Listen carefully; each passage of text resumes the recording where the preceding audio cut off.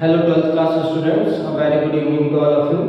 My name is Avnish Bhatnagar and in this video we are going to discuss about replication of DNA. Alright.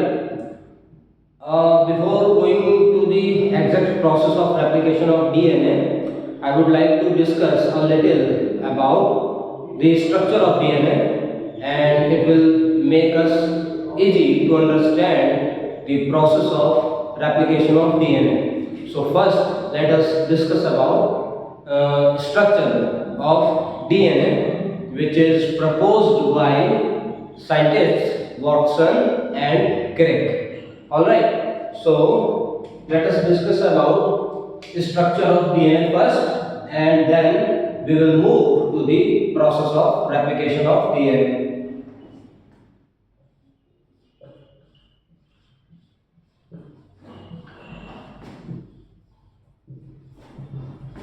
The structure of DNA. Deoxyribonucleic acid.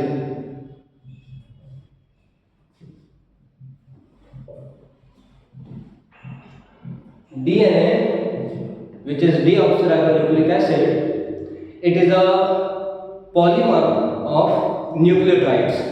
So we also call it as a polynucleotide. DNA is a polynucleotide.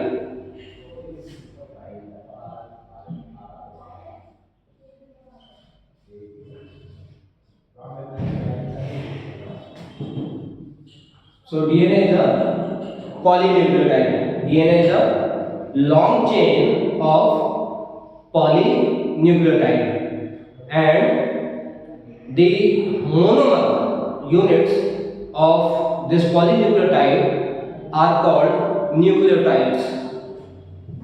Monomers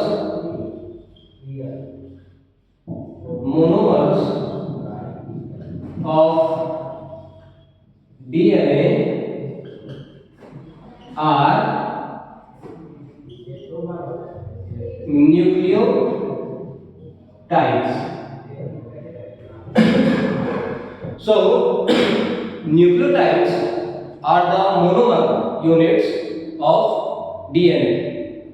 Nucleotides are the units of polynucleotide chain of DNA. So first let us see what is a nucleotide. Let us see the components of nucleotides. Okay, a nucleotide has three components. A nucleotide has three components. The first component of nucleotide is a phosphate group. First component is a phosphate group.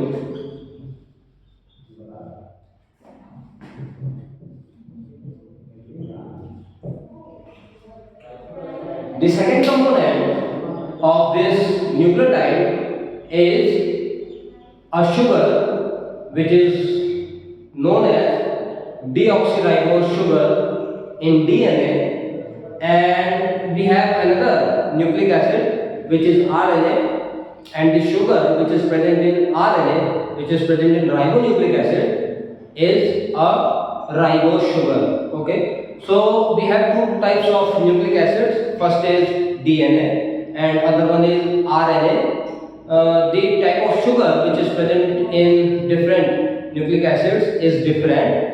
The sugar which is present in DNA is a deoxyribose sugar, and the sugar which is present in ribonucleic acid, it is a ribose sugar. So the second component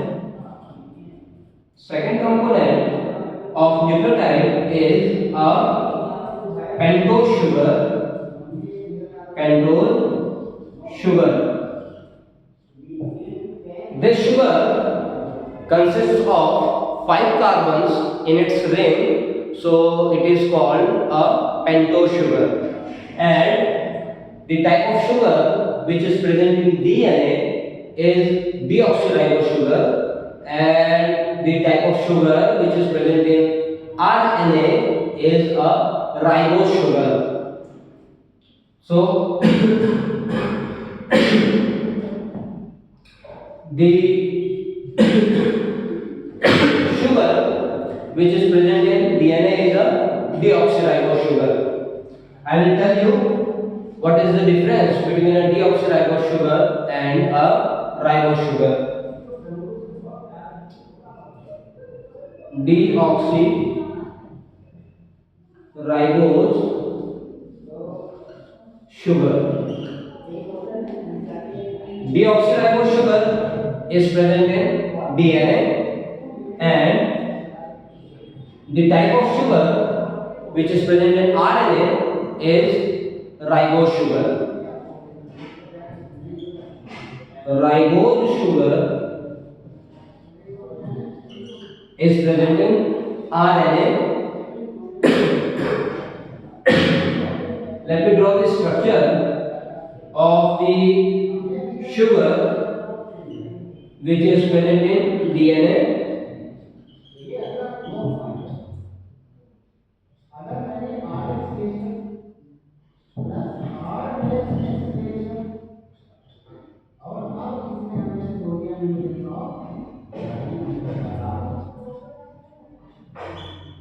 So this is the deoxyribose sugar which is present in DNA, and the type of sugar which is present in RNA is a ribose sugar.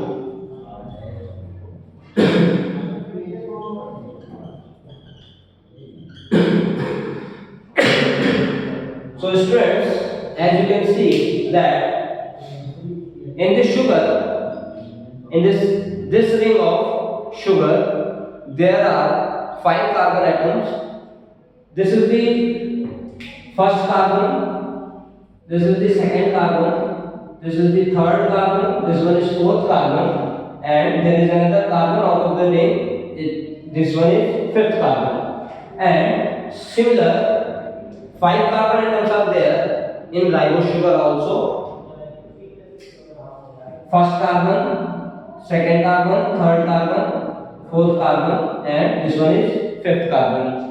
Okay, but the difference between these two sugars is there is absence of an oxygen atom at the second carbon of deoxyribose sugar. There is no oxygen atom present over here, and that oxygen is present in this sugar. So this one is called a deoxyribose sugar, means a sugar with absence of one oxygen atom, at which place? At the second carbon of the sugar ring. Alright, so we can also write this as 2' deoxyribose sugar, because the deoxy sugar, the absence of oxygen atom in this ring is at second carbon. So we say that there is deoxy at the second carbon of this sugar, but that oxygen is present at over here, so this sugar is simply known as ribose sugar. Alright, so for now you guys can understand the basic difference between the name of these two nucleic acids. First nucleic acid is DNA, deoxyribonucleic acid, and the other nucleic acid is ribonucleic acid. So the difference between the names of these two nucleic acids is mainly based on the type of sugar which is present in both the nucleic acid. The type of sugar which is present in DNA is the deoxyribose sugar, and the type of sugar which is present in RNA is a ribose sugar. All right.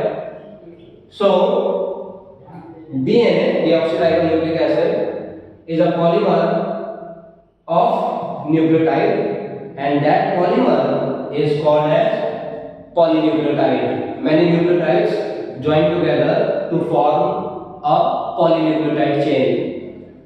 The components, we are discussing the components of nucleotide. The first component is the phosphate group. The second component is a pentose sugar. The type of pentose sugar in DNA is deoxyribose sugar, and type of sugar in RNA is a ribose sugar. Here we are discussing about DNA, so we will see only deoxyribose sugar in DNA. All right.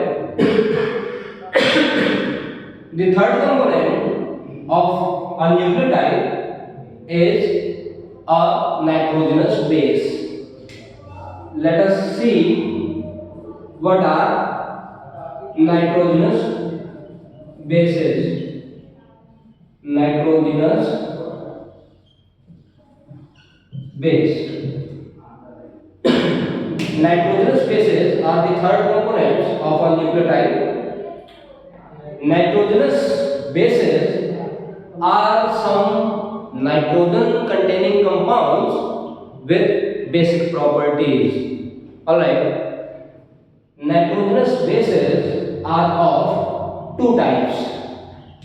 There are two types of nitrogenous bases.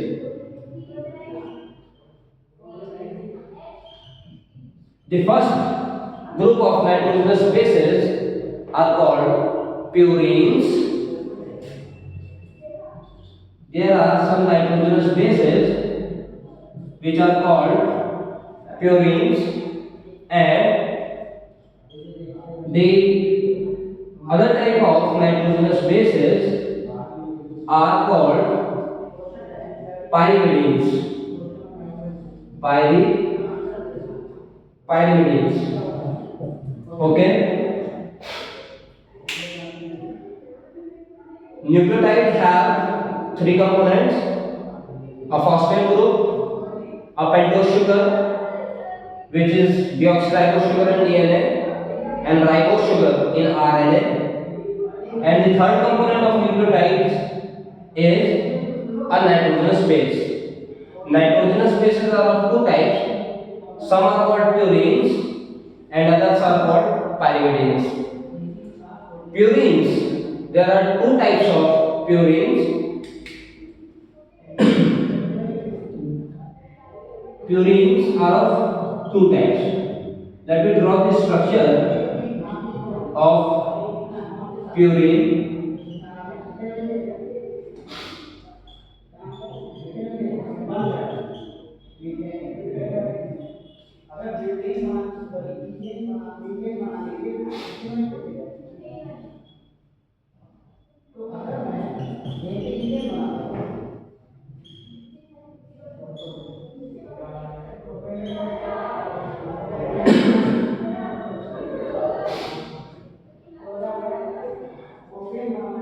This purine is known as adenine. This one is called adenine. This is adenine. The second type of purine is guanine.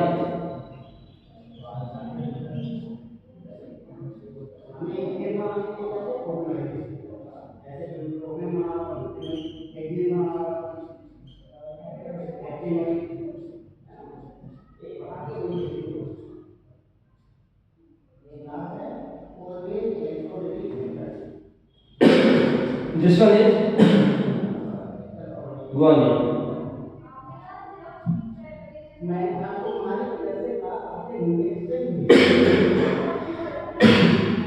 This one is guanine. Okay. Nitrogenous bases are of two types. purines and pyrimidines. Purines are of two types. First one is adenine and second one is guanine. Now, pyrimidines are of three types. Let me draw the structure of pyrimidines. These are two purines. Now I will draw the structure of pyrimidines over here.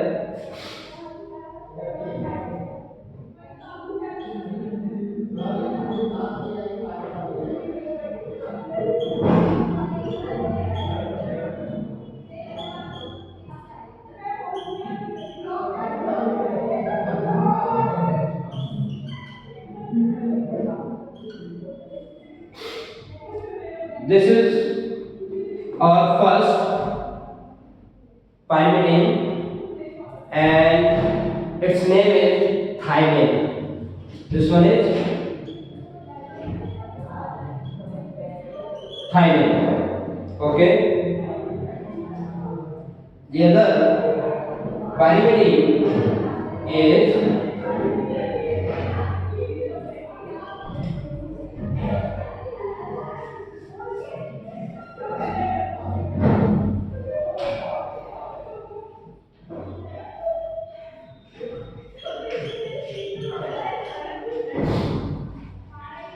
this one is cytosine. This is cytosine. Okay. And the last type of pyrimidine is present in RNA only, which is not present in DNA. That one is called as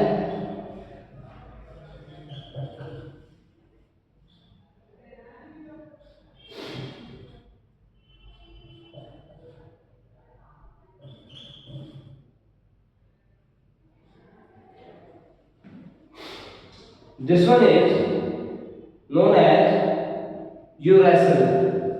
This is uracil. All right. Out of all the three pyrimidines, this thymine and cytosine is present in DNA, and in place of thymine, uracil is present in RNA. Uracil is not found in DNA. Okay.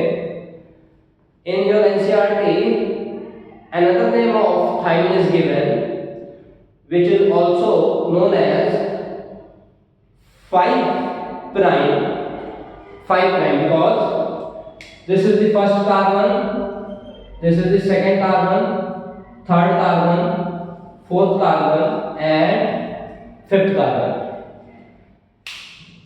In thymine, at the position of fifth carbon, there is another methyl group present.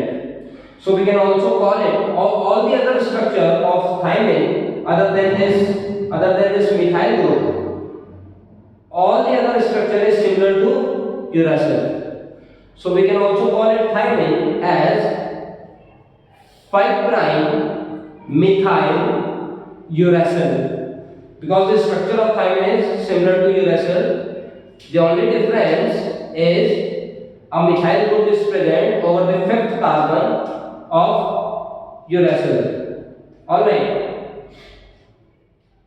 So these three are called pyrimidines, and these two are called purines. So let us recap. We are discussing about the structure of DNA. DNA, which is a deoxyribonucleic acid. DNA is a long chain. DNA is a polymer, and that polymer is known as polynucleotide. Monomers of DNA are called nucleotides. A nucleotide has three components: a phosphate group, a pentose sugar, there are two types of pentose sugar. The type of pentose sugar which is present in DNA is 2'-deoxyribose sugar, and the type of sugar which is present in RNA is only simply ribose sugar. The third component of nucleotide is nitrogenous base. There are two types of nitrogenous bases. First one are called purines and the other ones are called pyrimidines. Purines are of two types, adenine and guanine. Pyrimidines are of three types, thymine, cytosine and uracil.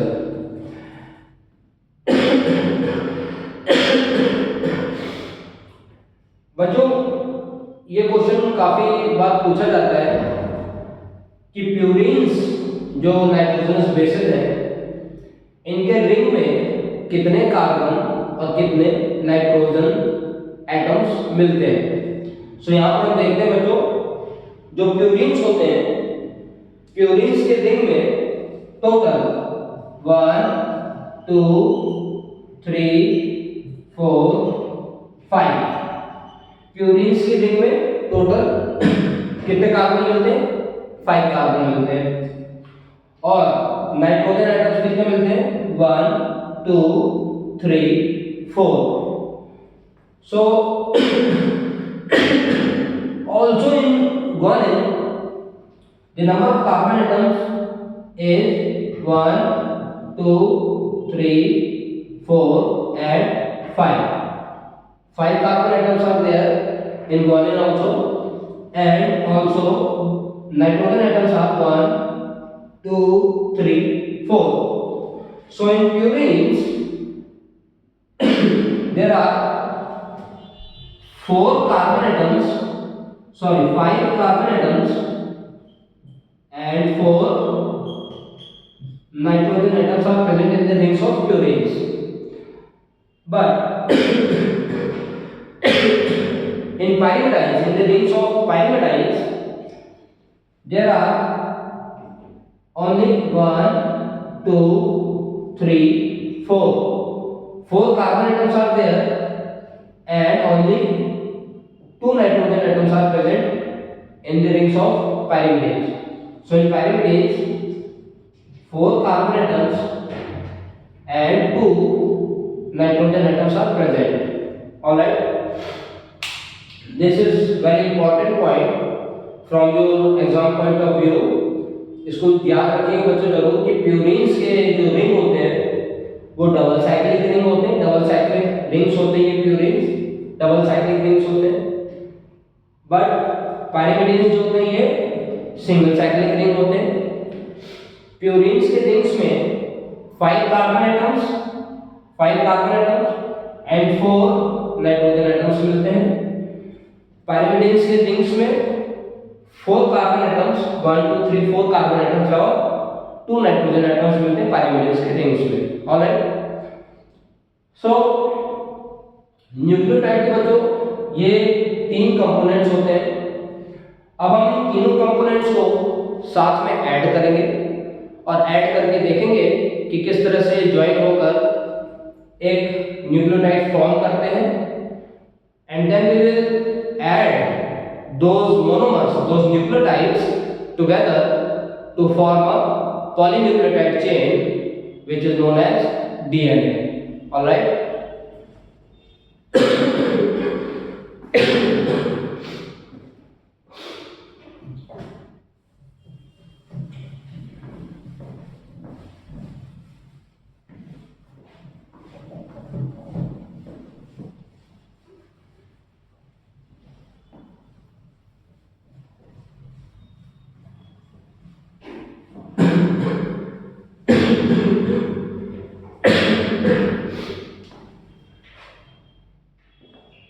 now students हम DNA का structure discuss कर रहे हैं। Watson and क्रिक जो scientist थे, इन्होंने हमें DNA का डबल हेलिकल स्ट्रक्चर बताया था, एक्सप्लेन किया था double helical structure. Watson and Crick ने हमें बताया था बच्चों कि डीएनए जो है ये डबल स्ट्रैंडेड हेलिकल स्ट्रक्चर होता है।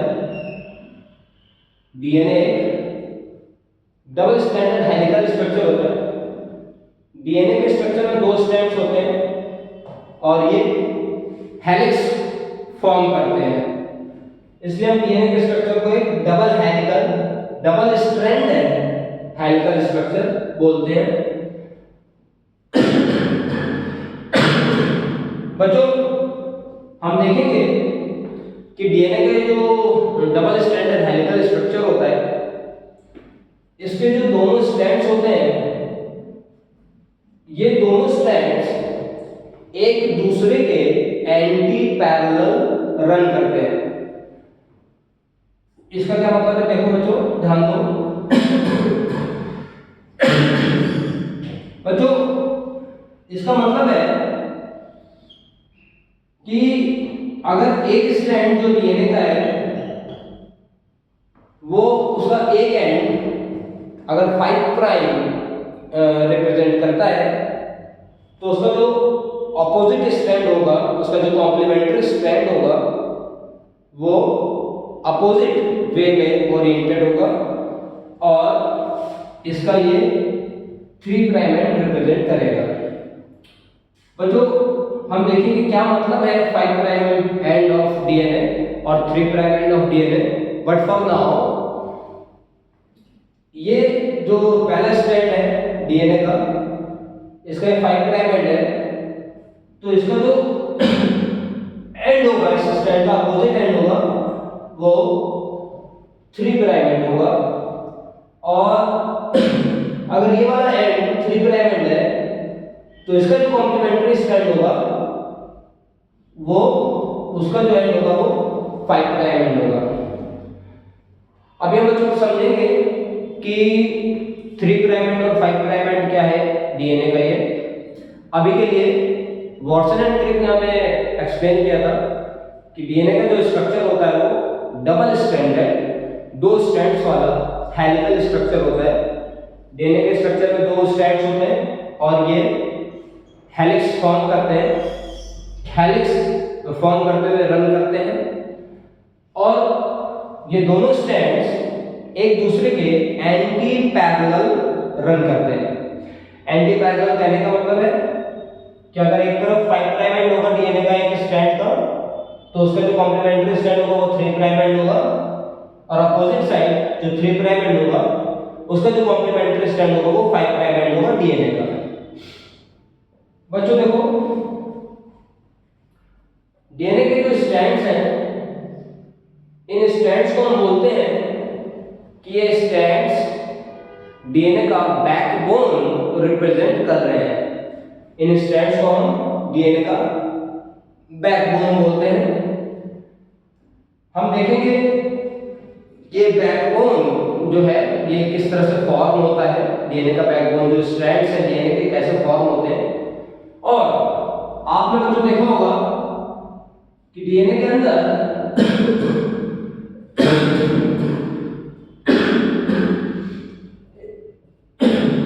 इस तरह से लाइंस शो की जाती है। हम बच्चों देखेंगे कि दोनों स्ट्रैंड्स के बीच में जो लाइंस हैं, ये लाइंस क्या है, ये क्या रिप्रेजेंट कर रहे हैं, अभी हम इसकी बात करेंगे। बच्चों अभी के लिए आपने जाना कि डीएनए एक पॉलीन्यूक्लियोटाइड चेन होता है, और इस पॉलीन्यूक्लियोटाइड चेन के जो मोनोमर्स होते हैं वो न्यूक्लियोटाइड्स होते हैं। हमने देखा कि न्यूक्लियोटाइड्स के 3 कंपोनेंट्स होते हैं। जो बेसिक स्ट्रक्चर एक डीएनए का है वो कुछ इस तरह का हमें दिखता है। देखते हैं बच्चों कि न्यूक्लियोटाइड के जो कंपोनेंट्स हैं वो आपस में मिलकर किस तरह से इस स्ट्रक्चर को फॉर्म करते हैं। ठीक है बच्चों, देखो मैंने आपको बताया कि न्यूक्लियोटाइड के जो 3 कंपोनेंट होते हैं, फॉस्फेट ग्रुप, पेंटोस शुगर और नाइट्रोजनस बेसेस। बच्चों देखो ध्यान देंगे, हमें अगर स्ट्रक्चर अच्छे से समझ में आ जाता है डीएनए का, तो जो हमारा मेन टॉपिक है डीएनए रेप्लिकेशन ऑफ डीएनए, वो काफी इजी होता है हमें समझना। ठीक है बच्चों, देखते हैं केमिकली ये स्ट्रक्चर किस तरह से फॉर्म होता है। सबसे पहले मैं ड्रॉ कर रहा हूं बच्चों एक फॉस्फेट ग्रुप PO4, ये हमारा फॉस्फेट ग्रुप है डीएनए का। बच्चों इस फॉस्फेट ग्रुप के साथ मैं ऐड करने जा रहा हूं एक पेंटोस शुगर, और आप लोगों को पता है अब कि डीएनए में जो पेंटोस शुगर प्रेजेंट होता है वो डीऑक्सीराइबोस शुगर होता है। तो इस फॉस्फेट ग्रुप के साथ pentose sugar deoxyribose sugar add कर देता हूं मैं।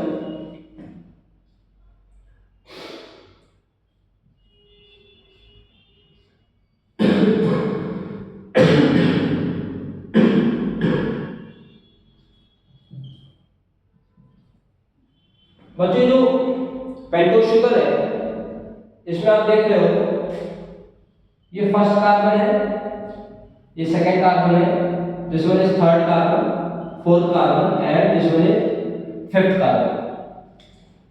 बच्चों जो पेंटोस शुगर होता है, पेंटोस शुगर के फिफ्थ कार्बन पे ये फॉस्फेट ग्रुप अटैच्ड है इस तरफ। यहां पर पेंटोस शुगर के फिफ्थ कार्बन पे फॉस्फेट ग्रुप यहां पर अटैच किया मैंने, ठीक है। मैं आपको बच्चों यहां पर याद रखना है ये फॉस्फेट ग्रुप जो है ये एसिडिक ग्रुप है, फॉस्फोरिक एसिड एसिडिक ग्रुप है ये, और ये एसिडिक ग्रुप जो है ये पेंटोस शुगर का जो फिफ्थ कार्बन है उस फिफ्थ कार्बन पे OH group alcohol group present था, और अल्कोहल और एसिड के बीच में जो बॉन्ड बनता है उस बॉन्ड को हम बोलते हैं ईस्टर बॉन्ड। तो यहां पर बच्चों आपको ये बात याद रखनी है कि फॉस्फेट ग्रुप पेंटोस शुगर के फिफ्थ कार्बन से अटैच्ड होता है, और जिस बॉन्ड से जुड़ा होता है उस बॉन्ड को हम बोलते हैं ईस्टर बॉन्ड। और क्योंकि यहां पर जो ईस्टर बॉन्ड है वो फॉस्फेट ग्रुप को अटैच कर रहा है, फॉस्फेट ग्रुप को ऐड कर रहा है पेंटोस शुगर के साथ, इसलिए यहां पर जो ईस्टर बॉन्ड होगा उसको हम फॉस्फो ईस्टर बॉन्ड बोलते हैं। तो यहां पर कौन सा बॉन्ड प्रेजेंट है, यहां पर प्रेजेंट है बच्चों phospho ester bond. Phospho ester bond से ये फॉस्फेट ग्रुप पेंटोस शुगर के साथ अटैच है, ठीक है। अब बच्चों मैं नेक्स्ट फॉस्फेट ग्रुप ऐड करने जा रहा हूं। जो मेरा नेक्स्ट फॉस्फेट ग्रुप होगा यहां पर बच्चों OH ग्रुप प्रेजेंट है, यहां पर अल्कोहल ग्रुप प्रेजेंट है। यहां से OH ग्रुप को रिमूव करके यहां पर हम फिर से एक नेक्स्ट फॉस्फेट ग्रुप ऐड कर रहे हैं इस तरह से, और फिर जो नेक्स्ट हमारा पेंटोस शुगर होगा उसको हम फिर से यहाँ पर एक और पेंटोस शुगर ऐड करने जा रहे हैं डीऑक्सीराइबोस शुगर। देखो बच्चों सेम वैसे जैसा हमने पहले किया था, तो कुछ इस तरह से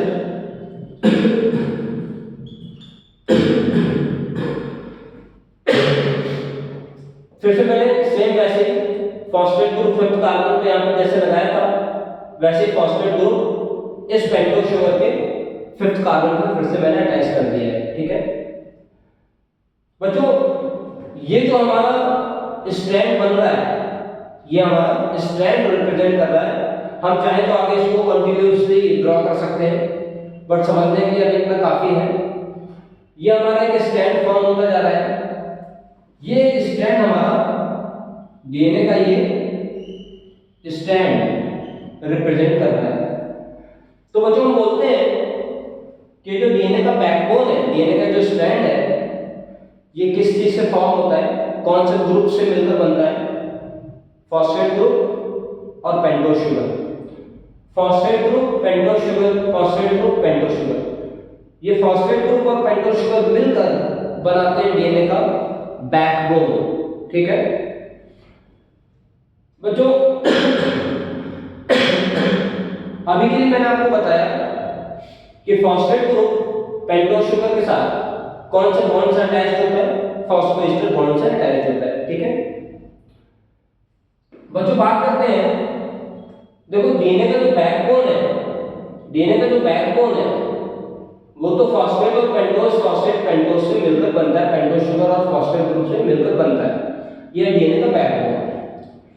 बच्चों डीएनए का जो इंटरनल स्ट्रक्चर है, ये डीएनए के इंटरनल जो स्ट्रक्चर्स है इसमें प्रेजेंट होते हैं हमारे वो नाइट्रोजनस बेसेस। ठीक है बच्चों, देखो याद रखेंगे कि जो नाइट्रोजनस बेसेस होते हैं, नाइट्रोजनस बेसेस हमेशा पेंटोस शुगर के फर्स्ट कार्बन से अटैच्ड होते हैं।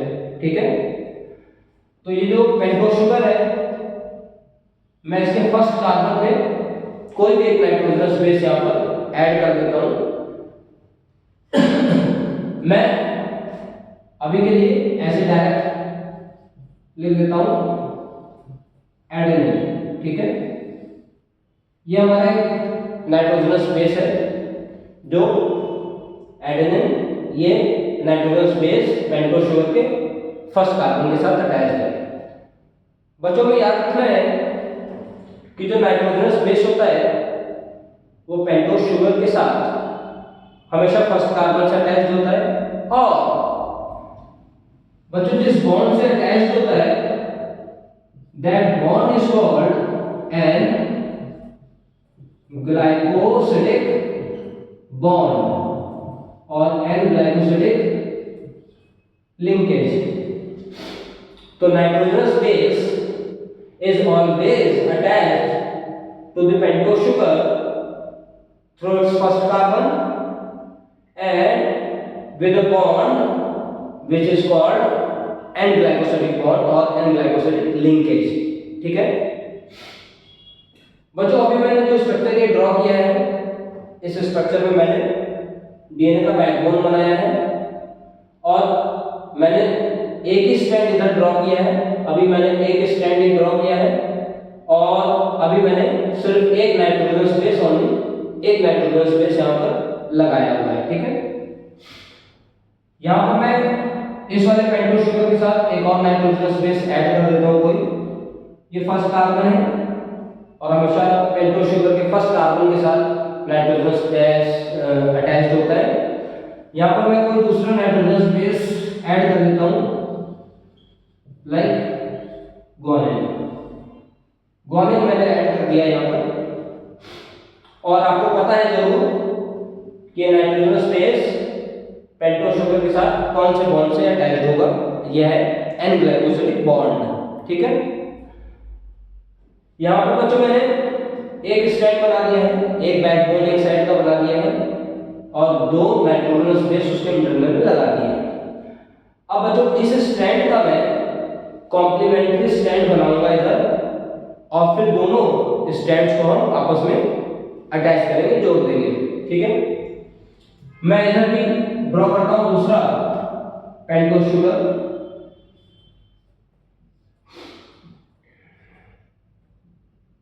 बच्चों ये फर्स्ट कार्बन है पेंटोस शुगर का, ये सेकंड कार्बन है, थर्ड कार्बन है, ये फोर्थ कार्बन है और ये पेंटोस शुगर का फिफ्थ कार्बन है।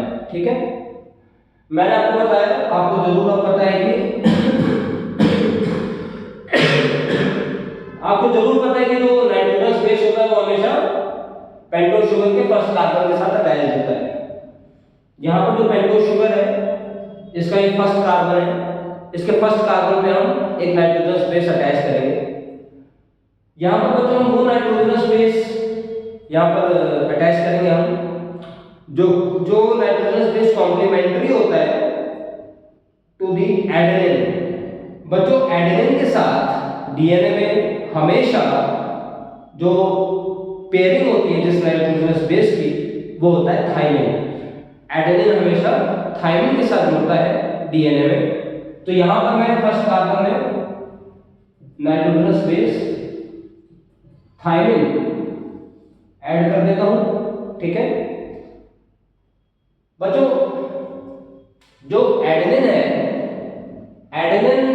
हमेशा थायमिन के साथ पेयरिंग करता है, एडेनिन कॉम्प्लीमेंट्री होता है थायमिन के साथ। और हमें याद रखना है कि एडेनिन और थायमिन एक दूसरे के साथ जिस बॉन्ड से अटैच होते हैं वो बॉन्ड होता है हमारा हाइड्रोजन बॉन्ड। और एडेनिन और थायमिन के बीच में दो हाइड्रोजन बॉन्ड्स मिलते हैं।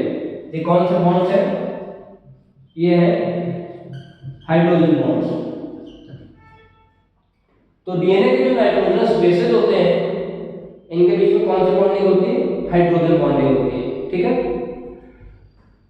बच्चों, इधर स्ट्रक्चर में कंप्लीट करता हूं आगे।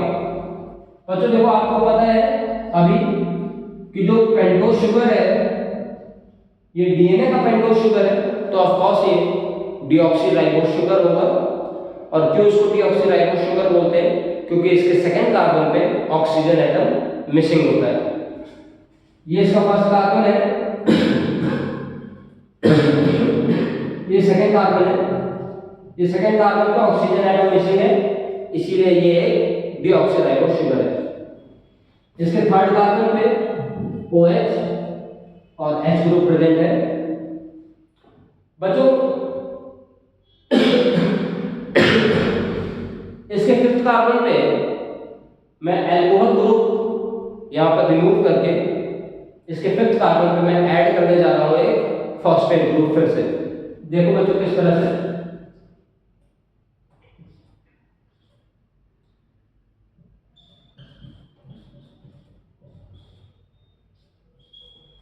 ये मैंने इसके फिफ्थ कार्बन पे फॉस्फेट ग्रुप ऐड कर दिया है। और आपको जरूर पता है कि ये कौन सा बॉन्ड है? ये है फॉस्फो ईस्टर बॉन्ड। पहले भी मैंने आपको बताया था कि एसिडिक ग्रुप अल्कोहल के साथ फॉस्फो ईस्टर बॉन्ड से जुड़ा हुआ होता है। ठीक है बच्चों, इसके आगे मैं next pentose sugar deoxyribose sugar add करता हूं। देखो बच्चों,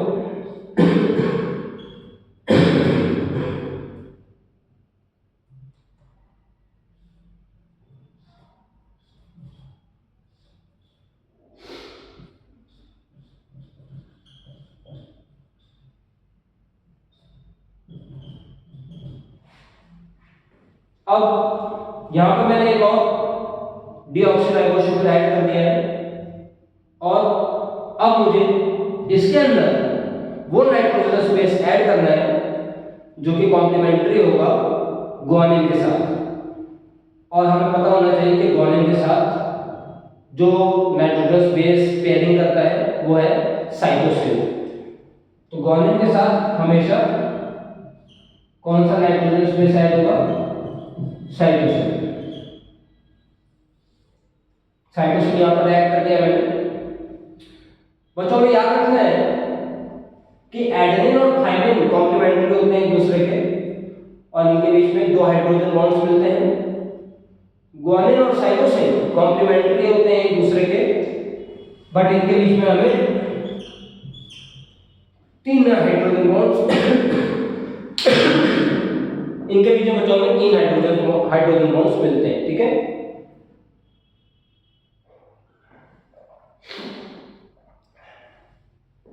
बच्चों, यहां पर जो फिफ्थ कार्बन है इसके आगे मैं एक और फॉस्फेट ग्रुप ऐड करने जा रहा हूं।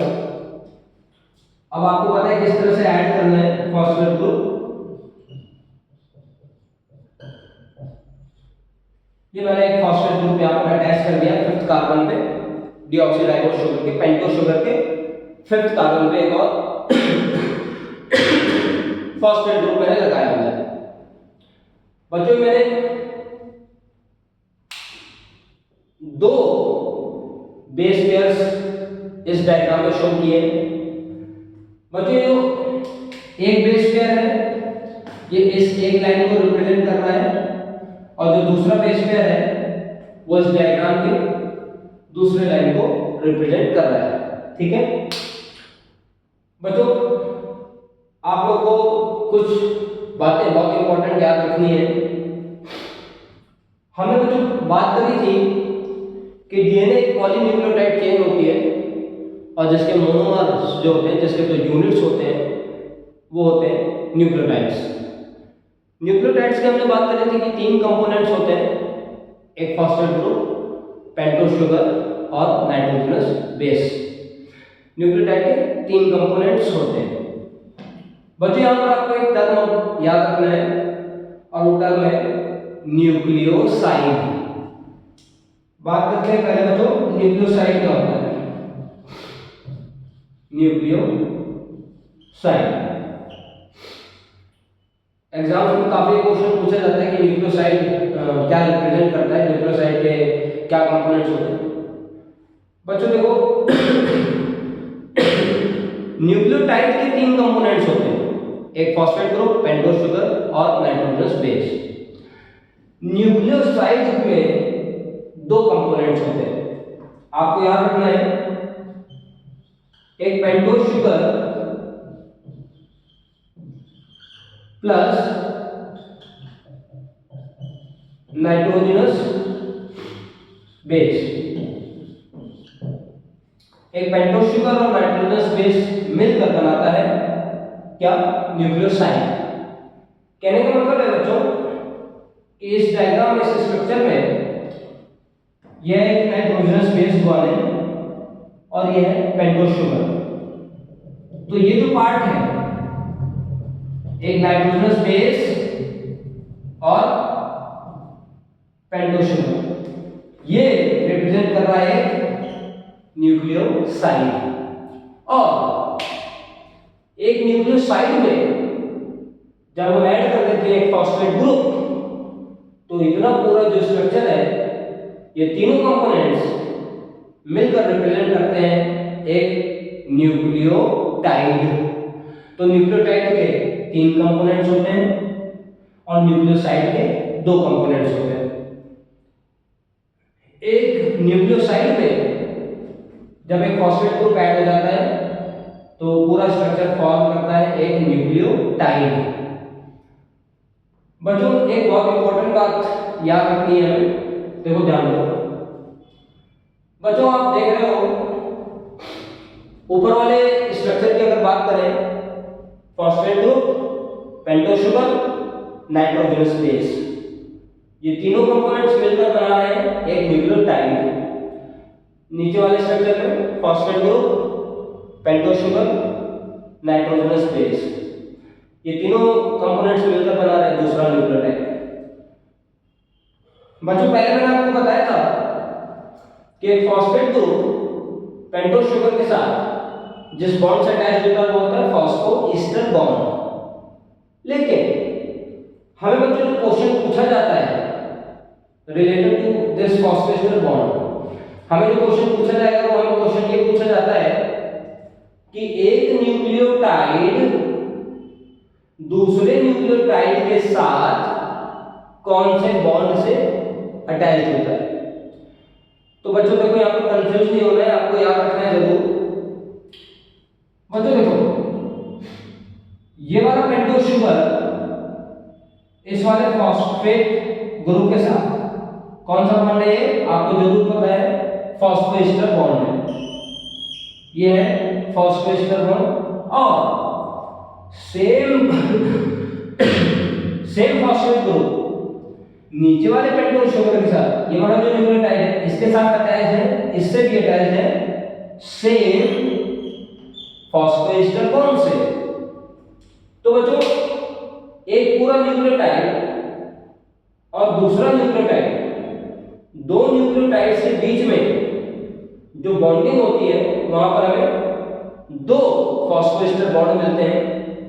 इसीलिए बच्चों हम बोलते हैं कि एक न्यूक्लियोटाइड दूसरे न्यूक्लियोटाइड के साथ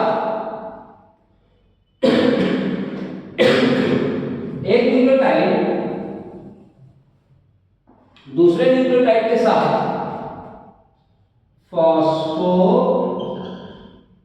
कितने ईस्टर बॉन्ड हो गए यहां पर, दो, एक ऊपर वाला फॉस्फेट और अल्कोहल के बीच में और एक नीचे वाला फॉस्फेट और अल्कोहल के बीच में, यहां पर दो ईस्टर बॉन्ड हो गए।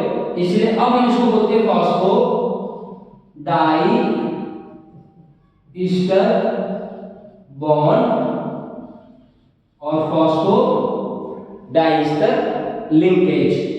ऑलराइट, तो बच्चों दो न्यूक्लियोटाइड्स के बीच में कौन सी बॉन्डिंग मिलती है हमें? फॉस्फोडाइस्टर बॉन्ड मिलता है, ठीक है। ये वाला बच्चों मैंने सिर्फ आपको बताया था कि एक एसिडिक ग्रुप और अल्कोहल के बीच में जो बॉन्ड होता है वो ईस्टर बॉन्ड होता है। यहाँ पर जो एसिडिक ग्रुप है वो फॉस्फेट ग्रुप है, इसीलिए इस वाले ईस्टर बॉन्ड को हम फॉस्फोएस्टर बॉन्ड बोल रहे हैं। तो इसको ये क्वेश्चन हमसे नहीं पूछा जाएगा, हो भी सकता है पूछ लिया जाए कि फॉस्फेट ग्रुप पेंटोस शुगर के साथ कौन से बॉन्ड से अटैच होता है, तो वहां पर हमारा आंसर होगा फॉस्फोएस्टर बॉन्ड के साथ अटैच होता है। लेकिन बच्चों जब हमें क्वेश्चन पूछा जाएगा कि दो न्यूक्लियोटाइड के बीच में कौन सी बॉन्डिंग होती है, तब हम बताएंगे वहां पर फॉस्फोडाइस्टर बॉन्डिंग होती है, फॉस्फोडाइस्टर लिंकेज प्रेजेंट होता है दो न्यूक्लियोटाइड्स के बीच में, ठीक है।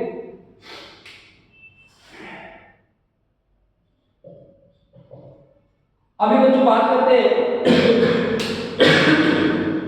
कि जो बेसिक स्ट्रक्चर है डीएनए का, इसमें 5 प्राइम एंड और 3 प्राइम एंड क्या रिप्रेजेंट कर रहा है।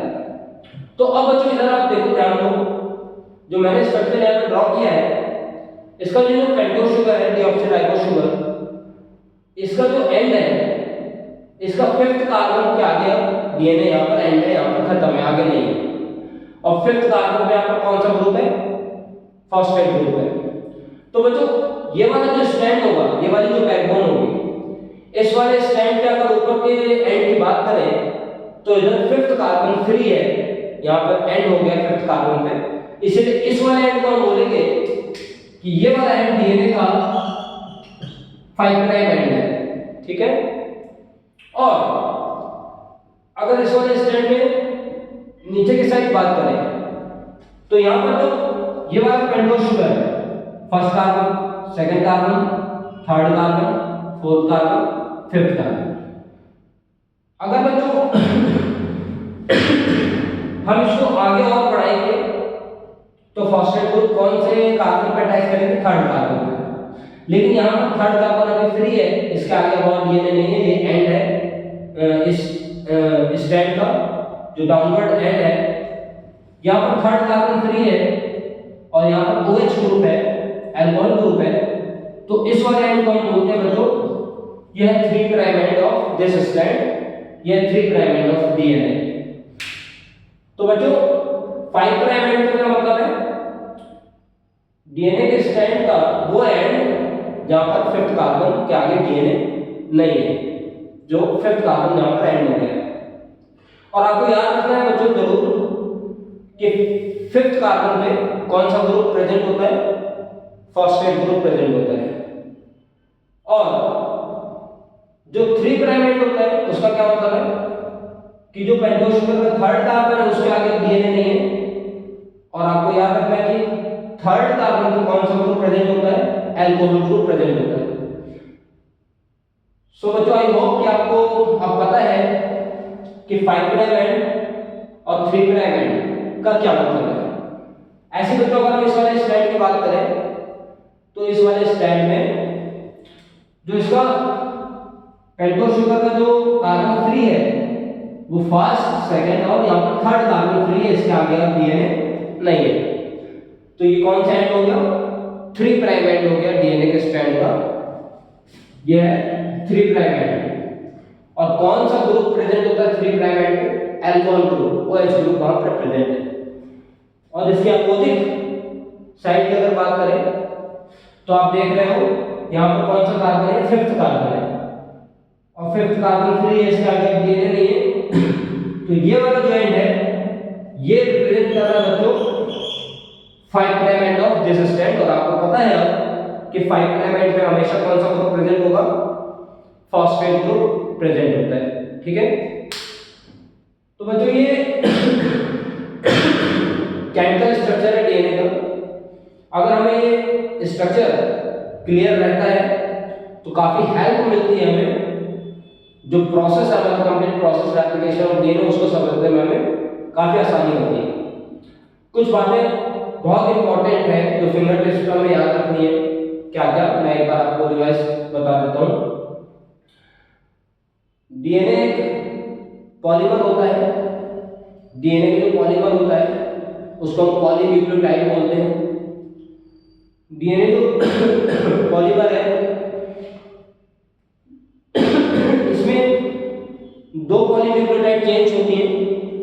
डीएनए के पॉलीमर में दो पॉलीन्यूक्लियोटाइड चेंज होती हैं और ये पॉलीन्यूक्लियोटाइड चेन के जो मोनोमर्स होते हैं वो न्यूक्लियोटाइड्स होते हैं। न्यूक्लियोटाइड के तीन कंपोनेंट हैं, phosphate group, pentose sugar, nitrogenous base. Nitrogenous base हमेशा पेंटोज शुगर के फर्स्ट कार्बन के साथ अटैच होता है। कौन से बॉन्ड से? एन ग्लाइकोसिडिक बॉन्ड से। दो न्यूक्लियोटाइड्स के बीच में कौन सी बॉन्डिंग होती है? फॉस्फोडाइस्टर बॉन्ड होता है। ठीक है, दोनों स्ट्रैंड्स डीएनए के जो पॉलीन्यूक्लियोटाइड दोनों जो चेन्स होती है वो एक दूसरे के एंटी पैरेलल रन करती हैं। अगर एक तरफ 5 प्राइम एंड है तो अपोजिट साइड 3 प्राइम एंड होगा, और सेम स्ट्रैंड की बात करें तो एक तरफ अगर 5 प्राइम एंड है तो अपोजिट साइड 3 प्राइम एंड होगा। 5 प्राइम एंड पर हमेशा फॉस्फेट ग्रुप प्रेजेंट होता है, 3 प्राइम एंड पे हमेशा alcohol group OH group present होता है। दूसरे स्ट्रैंड की बात करें तो अपर साइड 3 प्राइम एंड होगा जहां पर OH ग्रुप प्रेजेंट होगा, लोअर साइड 5 प्राइम एंड होगा जहां पर फॉस्फेट ग्रुप प्रेजेंट होगा। ठीक है, फॉस्फेट ग्रुप और pentose sugar, phosphate group pentose sugar DNA का बैकबोन बनाते हैं, डीएनए के स्ट्रैंड फॉर्म करते हैं और इसके इंटरनल में हमें नाइट्रोजनस बेसेस मिलते हैं। नाइट्रोजनस बेसेस की बात करें अगर तो एडेनिन हमेशा पेयर फॉर्म करता है थायमिन के साथ और ग्वानिन हमेशा पेयर फॉर्म करता है साइटोसिन के साथ। एडेनिन और थायमिन के बीच में 2 हाइड्रोजन बॉन्ड्स होते हैं और ग्वानिन और साइटोसिन के बीच में हमेशा 3 हाइड्रोजन बॉन्ड्स होते हैं। ठीक है, ये कुछ बेसिक से पॉइंट्स हैं जो हमें बहुत जरूरी है याद रखना about the structure of DNA. ठीक है, इसको मैं रब करता हूं और हम मूव करते हैं towards our main topic which is replication of DNA. Alright,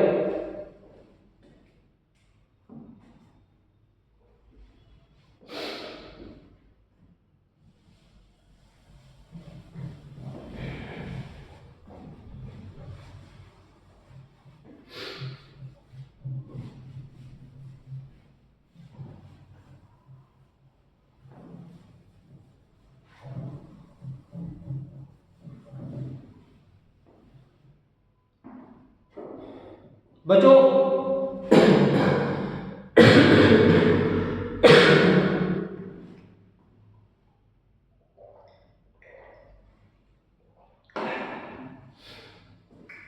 DNA के रेप्लिकेशन की बात करते हैं अगर तो आपको पता है कि 2 टाइप्स के सेल होते हैं, prokaryotic cell which is also known as bacterial cell and eukaryotic cell which is present in all the other organisms other than bacteria.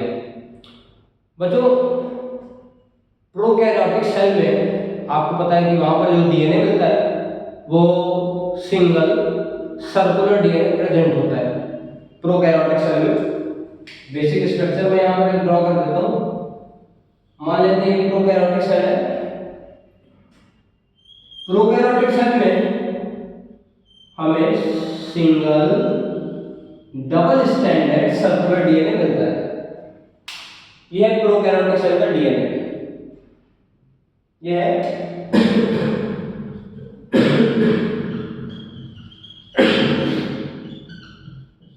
Prokaryotic cell. Prokaryotic cell में single double standard circular DNA मिलता है। अगर eukaryotic cell की बात करते हैं तो eukaryotic cell में जो डीएनए होता है, जो न्यूक्लिक एसिड होता है हमारे सेल्स में, वो न्यूक्लियस के अंदर मिलता है। प्रोकैरियोटिक सेल में जो डीएनए है वो उनके साइटोप्लाज्म में ही एम्बेडेड होता है।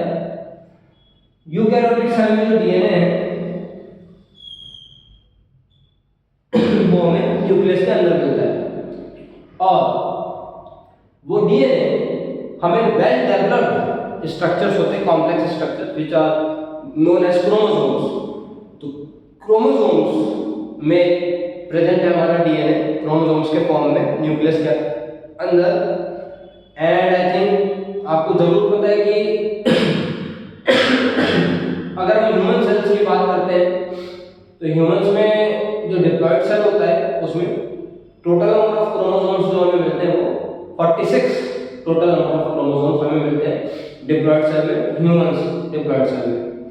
तो न्यूक्लियस के अंदर total 46 number of chromosomes present होंगे और उन क्रोमोसोम्स के अंदर प्रेजेंट है हमारा डीएनए। ठीक है बच्चों, मैं ये बताना चाहता हूं कि प्रोकैरियोटिक सेल में अगर डीएनए का रेप्लिकेशन जो होगा तो प्रोकैरियोटिक सेल में हमें क्या करना होगा कि जो single double stranded circular DNA है, इस डबल स्ट्रैंडेड डीएनए के हमें रेप्लिकेशन का क्या मतलब है